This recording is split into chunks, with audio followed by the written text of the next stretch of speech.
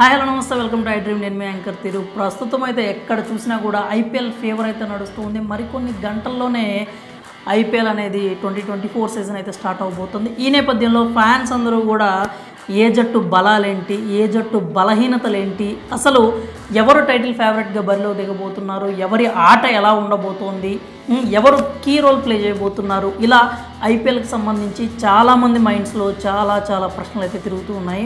మనమైతే మరి తొలి మ్యాచ్ చెన్నై వేదికగా Chennai super Kings versus RCB జరగబోతోంది కాబట్టి చెన్నై జట్టు బలాలేంటి, బలహీనతలేంటి, అసలు చెన్నై జట్టు ఏ విధంగా ఉండబోతోంది, వాళ్ళ వ్యూహాలు ఎలా ఉండబోతున్నాయి, ఈ అన్ని విషయాలు కూడా మనం ఈ వీడియోలో అయితే మనం ఒక్కసారి పరిశీలించే ప్రయత్నం చేద్దాము. ముందుగా చెన్నై అభిమానులకి ఒక రకమైనటువంటి షాక్ ప్లస్ ఒక రకమైనటువంటి గుడ్ న్యూస్ కూడా అని చెప్పాలి. ఎందుకంటే ధోని అనేది పగ్గాలు వదిలేయటం, కెప్టెన్సీ పగ్గాలు వదిలేయటం అనేది ఫ్యాన్స్కి అయితే షాక్ అనే చెప్పాలి. కానీ రుతురాజ్ లాంటి ఒక యంగ్ అండ్ టాలెంటెడ్ ప్లేయర్ చేతిలోకి ఆ కెప్టెన్సీ పగ్గాలు వెళ్ళడం అనేది చెన్నై జట్టుకైతే నిజంగా శుభవార్త అనే చెప్పాలి.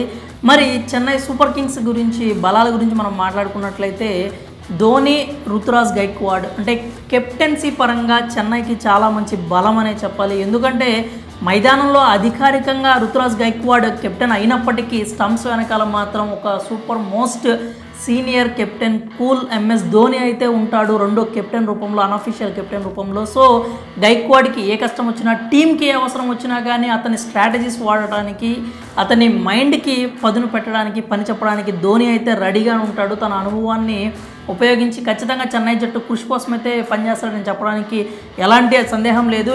ఇక బ్యాటింగ్ పరంగా చెన్నై జట్టు బలం ఏ విధంగా ఉందో చూడాలి అంటే రుతురాజ్ గైక్వాడ్, రహానే, రచిన్ రవీంద్ర, శివం దుబే, జడేజా, ధోని లాంటి వరల్డ్ క్లాస్ టాప్ బ్యాటర్స్ అయితే చెన్నై జట్టుకైతే అందుబాటులో ఉన్నారు. ఇంకా మనకి స్పిన్ పరంగా చూసుకున్నా కూడా జడేజా, మొయిన్ అలీ, మిచెల్ శాంటనర్ లాంటి వరల్డ్ క్లాస్ టాప్ స్పిన్నర్స్ అయితే చెన్నై జట్టులో అందుబాటులో ఉన్నారు. సో అటు బ్యాటింగ్ పరంగా చూసుకున్నా, ఇటు బౌలింగ్ పరంగా చూసుకున్నా కూడా ఖచ్చితంగా చెన్నై జట్టుకి చాలా మంచి బలం అనేది ఉందనే చెప్పాలి. ఇక మరి బలాలే కాదు, బలహీనతల గురించి కూడా మనం మాట్లాడుకోవాలి. చెన్నై జట్టు పరిస్థితి చూస్తుంటే ఇప్పుడు మనకి స్టార్స్ అయితే ఒకరి తర్వాత ఒకళ్ళు దూరం అవుతున్న పరిస్థితి కనబడుతుంది. ఒక క్రికెట్కి సంబంధించి ఒక చిన్న సామెత రూపంలో చెప్పుకోవాలంటే నో బాల్కి రన్అట్ అయినట్టుగా ఉందన్నమాట చెన్నై పరిస్థితి. ఎందుకంటే ఉండటానికి జట్టులో చాలామంది స్టార్స్ అయితే ఉన్నారు, కానీ ఒక్కొక్కరుగా మ్యాచ్ మనకి సీజన్ స్టార్ట్ అవడానికంటే ముందు గాయాల రూపంలో బయటికి వెళ్ళిపోతూ ఉన్నారనమాట. ముందుగా చూసుకున్నట్టయితే మనకి పేస్ సెన్సేషన్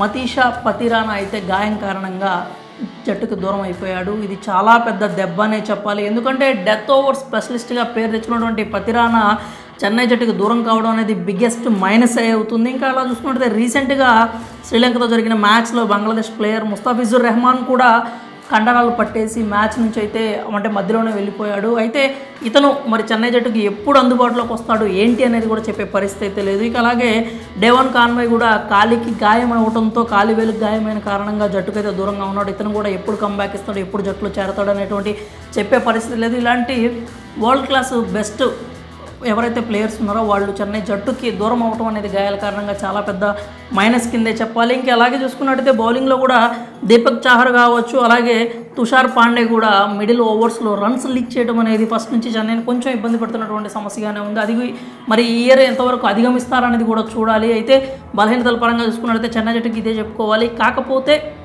చెన్నై జట్టు విజయ అవకాశాల గురించి మాట్లాడుకుంటే చెన్నై జట్టుకి ఎప్పుడు కూడా విజయ అవకాశాలు ఎక్కువగానే ఉంటాయి. ఎందుకంటే అక్కడ ధోని లాంటి ఒక మాస్టర్ మైండ్ అనేది జట్టులో ఉంది కాబట్టి. అలాగే ఇప్పుడు చెన్నై జట్టు కూడా ఇప్పుడు 7 మ్యాచ్ల వరకు వాళ్ళు హోమ్ గ్రౌండ్లో ఆడతారు కాబట్టి అది ఎక్కువ స్పిన్కి కూడా అనుకూలిస్తుంది కాబట్టి జడేజా కానీ ఇప్పుడు మనకి ఎవరైతే వరల్డ్ క్లాస్ స్పిన్నర్స్ వాళ్ళకి టీంలో ఉన్నారో వాళ్ళందరూ కూడా చాలా బాగా యూజ్ అయ్యే ఛాన్స్ ఉంది. కాబట్టి చెన్నైకి విజయ అవకాశాలు కూడా ఎప్పుడు ఎక్కువగానే ఉంటాయి. అలాగే ఓవరాల్గా సీజన్గా చూసుకున్నా కానీ కొంతమంది స్టార్స్ దూరమైనా కానీ వాటిని భర్తీ చేసుకుంటూ దానికి తగ్గ ప్లేయర్లను జట్టులోకి తీసుకొచ్చి చెన్నై అయితే ఖచ్చితంగా వాళ్ళ బెస్ట్ ఇవ్వడానికి ట్రై అయితే చేస్తుంది.